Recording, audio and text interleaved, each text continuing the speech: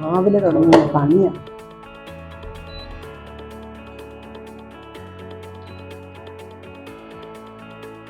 ഇതെല്ലാം പണിയുണ്ട് ഇവിടെ. രാവിലെ നേരം വിളിച്ച് ഒരു മനുഷ്യനുണ്ടാകും നോക്കി ഇവിടെ ജോലിക്ക് സഹായിക്കാനായിട്ട്. ഒരാൾക്ക് സ്കൂളിൽ പോകണം, ഒരാൾക്ക് ഇവിടെ വെച്ച സാധനം ഇവിടെ കാണത്തില്ല. എന്താ ചേട്ടാ, എനിക്ക് നല്ല ദേഷ്യം വരുന്നുണ്ട് കേട്ടോ.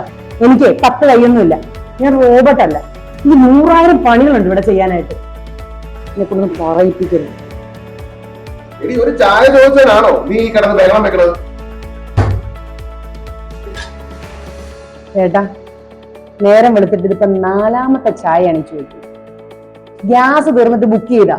ഈ ഒറ്റ ഇൻഡക്ഷൻ കുക്കറിലാണ് ഞാൻ എല്ലാം കൂടെ ചെയ്യുന്നത്. പിന്നെ പവർ കട്ട് ഇല്ലാത്തതുകൊണ്ട് ഭാഗ്യം, നമുക്ക് ഇച്ചിരി വെള്ളം കുടിച്ച് കഴിയാം. കഴിഞ്ഞ 10 വർഷമായിട്ട് പവർ കട്ട് ഇല്ല, അതുകൊണ്ട് കറണ്ട് പോകുന്നു മേടിക്കണ്ട. നിങ്ങൾ ഇതുവരെ ഗ്യാസ് ബുക്ക് ചെയ്യാത്ത എന്താ? ഈ കാശില്ലാഞ്ഞിട്ടാണോ? കാശ് വേണമെങ്കിൽ ഞാൻ തരാം. അയ്യടാ, കൂടുതൽ ഗണിക്കണ്ട. ഞങ്ങളെപ്പോലെ വീട്ടമ്മമാർക്കേ ഞങ്ങളുടെ ഗവൺമെന്റ് 1000 രൂപ വെച്ച് തരുന്നുണ്ട്. ചെറിയ ചെറിയ കാര്യങ്ങളൊക്കെ നിങ്ങളുടെ മുമ്പിൽ ഒന്ന് കഴിഞ്ഞു വെക്കണ്ടല്ലോ.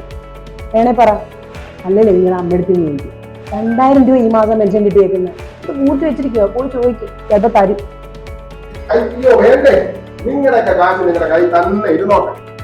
പിന്നെന്താ ഗ്യാസ് ബുക്ക് ചെയ്യാത്തത്? അയ്യോ, അവിടെ ഇരുന്നൊക്കെ നമുക്കെന്തുവാ?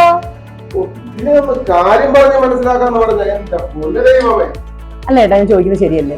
ചോദിച്ചിട്ട് ഇത് നടക്കും. നമുക്കിവിടെ എന്തോ പ്രശ്നമാണ്. 2 കുറ്റി. അയ്യോ, അതിൽ ഒരെണ്ണം അല്ലേ പിന്നാരെ പെങ്ങളെ ചോദിച്ചപ്പോ എടുത്തോണ്ട് നേരാങ്ങളെ കൊണ്ട് കൊടുത്തത്. എന്നിട്ട് ഞാൻ ഇവിടെ കിടന്ന് നട്ടം തിരിയുക ഗ്യാസ് ഇല്ലാതെ. നിനക്ക് പോലും അറിയാം ഒരു സിലിണ്ടർ കരുതി വെക്കണമെന്ന്. ഈ ബോധം രാജ്യം ഭരിക്കുന്നവർക്കില്ലേ? അവർക്ക് ഉണ്ടായിരുന്നെങ്കിലും ഒരു പ്രതിസന്ധി ഉണ്ടാകുമ്പോ ഗ്യാസ് സ്റ്റോർ ചെയ്ത് വെക്കേണ്ട ഉത്തരവാദിത്തം അവർക്കുണ്ടോ? അത് അവർ ചെയ്തില്ല. അതുകൊണ്ട് ഇപ്പൊ എന്ത് പറ്റി? നമ്മുടെ ഹോട്ടല്, ഹോസ്റ്റല് എല്ലായിടത്തും കൂട്ടിയൊന്നേ. അപ്പൊ എനിക്കാണല്ലേ കൂടുതൽ ബുദ്ധി. സംശയമുണ്ടോ? എടി, നമ്മുടെ ആ ഗീതയുടെ പോലെ എന്തിനാണ്? അത് പറയാതിരിക്കുന്ന ഭേദം. ആ ഗീതയുടെ നോക്ക് ഗവൺമെന്റ് ജോലി കിട്ടുന്നു പറഞ്ഞേ ആ തള്ളേമോളുവേ നിലത്തുന്നല്ല നിൽക്കുന്നു. ആ പത്രാസ് കാണിക്കാൻ ഇടക്കിടക്കിടക്കിടക്ക് ഇങ്ങോട്ട് കയറി വരും. അഹങ്കാരികളാണ്, അഹങ്കാരികൾ. എടി, ഇത് അഹങ്കാരമല്ല, അഭിമാനമാണ്. കഴിഞ്ഞ 10 വർഷമായിട്ട് 3 ലക്ഷത്തിൽ പരം ആൾക്കാർക്കാണ് സർക്കാർ ജോലി കൊടുത്തത്. ഇനി നമ്മുടെ സുധാപ്പത്തിന് മോക്കും ഫയർഫോഴ്സിൽ ജോലി കിട്ടിയില്ലേ? ഫയർഫോഴ്സിൽ മഹിളകൾക്ക് കിട്ടൂ. സർക്കാർ വന്നതിന് ശേഷം ഫയർഫോഴ്സിൽ ആളെടുക്കുന്നുണ്ടെന്നേ.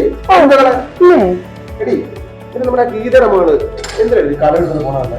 അയ്യോ, എന്നോട് പറഞ്ഞു ഏതാണ്ട് ഒരു അടുപ്പൂട്ടൽ സമരം ഉണ്ടെന്നോ അവിടെ സമരത്തിന് പോണോന്നൊക്കെയാ പറയുന്നത്. ഇതൊക്കെ ജോലിക്ക് തന്നെയാണോ പോണത്, അതോ സമരത്തിനാണോ പോണത്? ഞാൻ ഇപ്പോഴാണ് ഓർത്തത്, നമ്മുടെ സർക്കാർ ജീവനക്കാരുടെ ഒരു സംഘടനയുണ്ട്, കേരള NGO യൂണിയൻ.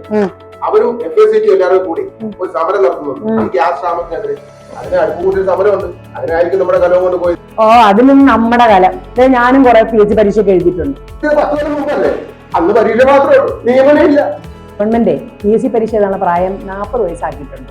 ഞാൻ ഇനിയും പരീക്ഷ എഴുതും, എനിക്ക് കിട്ടുകയും ചെയ്യും. കൂടുതലൊന്നും പറയണ്ട.